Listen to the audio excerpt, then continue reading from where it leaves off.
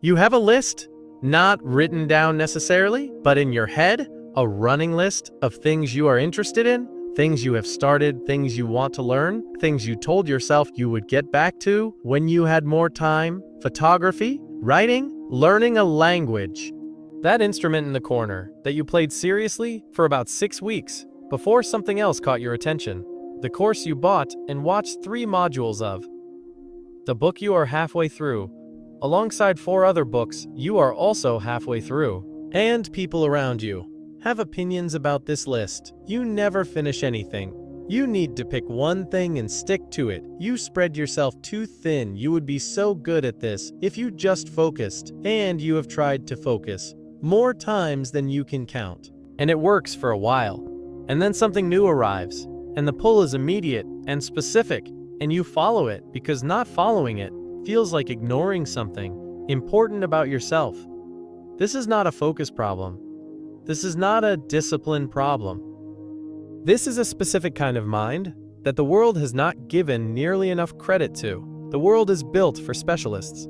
Pick a lane, build a skill, become the person known for one specific thing. This is the advice from careers, from productivity, culture, from everyone who has figured out that focus produces results, and results produce recognition. And the advice is not wrong for most people. But for a specific kind of mind, the advice does not fit. Not because that mind is undisciplined. Not because it cannot commit. Not because it is afraid of depth. But because the way it is built, the way it processes the world, the way curiosity works inside it, is fundamentally different from the mind the advice was written for. There is a word that some researchers and psychologists use for people with too many interests, multipotentialite. Or more simply, a scanner, a Renaissance person, someone whose mind is not narrow naturally, but expands constantly toward everything it finds interesting. This is not a disorder. It is not immaturity. It is not something to fix. It is a cognitive style with specific strengths, specific challenges, and a specific kind of life that works for it, that looks nothing like the life the world keeps recommending. Here is the psychology of people with too many interests and what it actually means about how their minds work. Here is what is actually happening. When a new interest arrives, and the pull is immediate and feels almost impossible to ignore, the brain has a reward system. When it encounters something new, something it does not yet understand, something that contains questions it has not answered, dopamine is released. Not a small amount, a meaningful amount. The same neurochemical that drives motivation and pleasure, and the feeling of being alive in the specific way that certain moments produce. For most people, this dopamine response to novelty is moderate.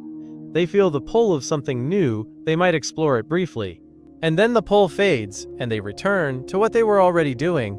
For people with too many interests, the dopamine response to novelty is significantly stronger. The pull is not moderate, it is compelling. It is specific. It is the feeling that this new thing contains something their mind needs to understand, and the learning curve, the early phase, where everything is new, where every day produces a different understanding than the day before, is when the dopamine response is highest. Which is why the interest tends to plateau around the point where the basics are mastered and real depth begins to require the kind of repetitive practice that the dopamine system does not reward as enthusiastically. It is not that they lose interest. It is that the brain has extracted what it came for, the essential shape of the thing, the core understanding, the answers to the questions that made the subject interesting in the first place, and then another subject arrives containing new questions, and the cycle begins again. This is not a failure of commitment. This is a brain optimized for rapid learning, moving to the next learning opportunity the moment the current one stops producing the kind of understanding it is built to seek. There is a type of learner that traditional education was not designed for. Traditional education rewards depth in a single subject. Stay in the lane, build expertise, take the next level of the same course. But some minds do not learn vertically, they learn horizontally. They take ideas from one domain and connect them to ideas from another. They find patterns, across completely unrelated fields. They bring a perspective to one subject that was developed in a completely different one. And this cross-domain thinking is not a lesser form of intelligence. Research consistently shows that some of the most significant innovations in science, in business, in art, came from people who brought knowledge from one field into a problem that existed in another. Charles Darwin was not only a biologist. He read deeply in economics, and his exposure to Malthus's work on population pressure directly influenced his theory of natural selection. Leonardo da Vinci was a painter, an engineer, an anatomist, a musician, a geologist. The connections he made between these fields produced insights that specialists in each individual field had never reached. The person with too many interests is not failing to specialize. They are building, without knowing it, a cross-domain knowledge base that produces a specific kind of thinking that specialists simply do not have access to. The problem is not the breadth, the problem is that the world does not yet have a clear category for what to do with it. Here's the part that costs people with too many interests the most: the guilt. Every new interest arrives with excitement, and almost immediately with the familiar internal accusation. You are doing it again. You are abandoning something else. You are never going to be good at anything. You need to stop starting things and start finishing them. And the guilt is not irrational. It comes from real experience. The unfinished courses, the instruments and corners, the projects that were exciting, and then they were not. But the guilt is misdirected because it is measuring the wrong thing. It is measuring completion against a standard designed for a different kind of mind. The specialist finishes things because finishing is the point, mastery is the destination. The goal is to go deeper and deeper into one territory. For the mind with many interests, the point was never the finish line. The point was the understanding, the exploration, the period of rapid learning that produces a working knowledge of how something works and why it matters and how it connects to everything else they know. And that is not nothing. A person who has seriously explored photography, coding, psychology, music theory, and 3 languages is not a person who failed to commit to anything. They are a person who built an unusually rich internal landscape of how a wide variety of things actually work. The guilt assumes that the right model is the specialist, but for this kind of mind, the specialist model was never the right one, and comparing yourself to it is like measuring a river by how well it holds still. Boredom gets a bad reputation, especially for people with many interests who have been told their whole lives that boredom is what happens when you fail to commit to something long enough to reach the interesting parts. But research on boredom tells a different story. Psychologist Sandy Mann, whose work on boredom has been widely studied, found that boredom is not the absence of stimulation. It is the signal that the current stimulation is insufficient for the level of cognitive engagement the brain requires. In other words, boredom is the brain asking for more than what is currently available, and people who experience it more intensely are not people with shorter attention spans. They are people whose minds require more complexity, more novelty, more genuine engagement than most environments are designed to provide. The person with too many interests who gets bored quickly is not undisciplined. Their brain is running at a level of engagement that most tasks do not sustain, and the moving on that looks like giving up is often the brain doing something rational. Recognizing that the current source of stimulation has given what it has to give, and that more is available elsewhere. The ability to recognize that quickly and move toward it without getting stuck in something that stopped being useful is not a flaw. It is efficient. The problem is not boredom. The problem is the shame around the boredom that makes people stay in things that stop serving them long past the point where moving on would have been the honest response. In 1976, a career counselor named Barbara Schur started noticing something in the people she worked with, a specific group who came to her, not because they had no direction, but because they had too many people who were genuinely excellent at multiple things, who had pursued multiple careers, who kept finding new passions, just as they were mastering the previous one. She called them scanners, not because they were unfocused, but because their minds scanned the landscape of human knowledge rather than drilling into one point of it.